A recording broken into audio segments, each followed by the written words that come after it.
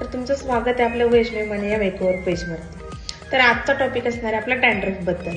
हिवाळ्यामध्ये खूप जास्त मोठ्या प्रमाणात हा प्रॉब्लेम सगळ्यांना फेस करावा लागतो, तो म्हणजे डॅन्ड्रफ। तर डॅन्ड्रफ कशामुळे होतो, डॅन्ड्रफला कोणते शॅम्पू यूज करू शकता आणि डॅन्ड्रफ कोणत्या होम रेमेडीजने गायब होणार आहे, हे सगळं मी या व्हिडिओमध्ये तुम्हाला सांगणार आहे। तर व्हिडिओ पूर्ण बघा। आता आपण बघूया डॅन्ड्रफ होण्याची कारणे। तर पहिलं तर कारण काय असणार आहे की तुमच्या हेअर टाईपनुसार तुम्ही शॅम्पू कंडिशनर यूज करताय का। तुमचे हेअर ऑइली बेसमध्ये आहेत आणि तुम्ही शॅम्पू कंडिशनर पण ऑइली करताय, तर काय होणार आहे, ऑइली डॅन्ड्रफ तयार होणार आहे। त्यानुसार तुम्हाला पहिलं माहीत पाहिजे की तुमच्या हेअरचा टाईप कोणता आहे आणि तुम्ही शॅम्पू कंडिशनर कोणते यूज करताय।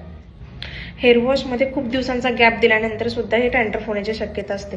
काय होतं, आपण ऑइलिंग वगैरे करतो आणि ते तसंच केसांमध्ये ठेवतो, त्याच्यामध्ये वातावरणातली जी धूळ आहे ती सगळी चिपकते आणि स्कॅल्पवरती एक थर तयार होतो। मग त्या थराने काय होणार, डॅन्ड्रफ। समजलं का? पण आणि आपल्याला एक सवय असते, हेअर वॉश केला की हेअर लगेच बांधून ठेवायचे, ओले केस बांधायचे नाही। ओले केस बांधले की काय होतं, स्कॅल्प पण ओली राहते। ओले राहिल्यानंतर जेव्हा ते केस सुकतात तेव्हा त्याचे पण एकदम साल निघून जाते, तेव्हा पण डॅन्ड्रफ तयार होतो। त्यामुळे काय करायचं की 100% केस सुकल्याशिवाय केस बांधायचे नाही। आणि हिवाळ्यामध्ये खूप गार लागते म्हणून आपण गरम गरम पाण्याने आंघोळ करतो। मग काय होतं, गरम गरम पाणी केसावरती स्कॅल्पवरती ओतल्यानंतर जे आपल्या स्कॅल्पचं हेअरचं मॉइश्चर असतं ते निघून जातं।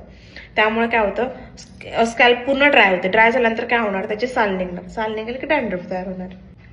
आणि या सगळ्यामध्ये सगळ्यात महत्त्वाचं म्हणजे पाण्याचे इंटेक वाढवला पाहिजे। जेव्हा पाण्याचे इंटेक वाढवणार तेव्हा शरीरातील सेबॅसिस ग्लँड आणि स्वेट ग्लँड व्यवस्थित काम करणार, डॅन्ड्रफ होणार नाही। ही झाली डॅन्ड्रफ होण्याची कारणे। जसं मी तुम्हाला सांगितलं तसं तुम्ही व्यवस्थित फॉलो करा।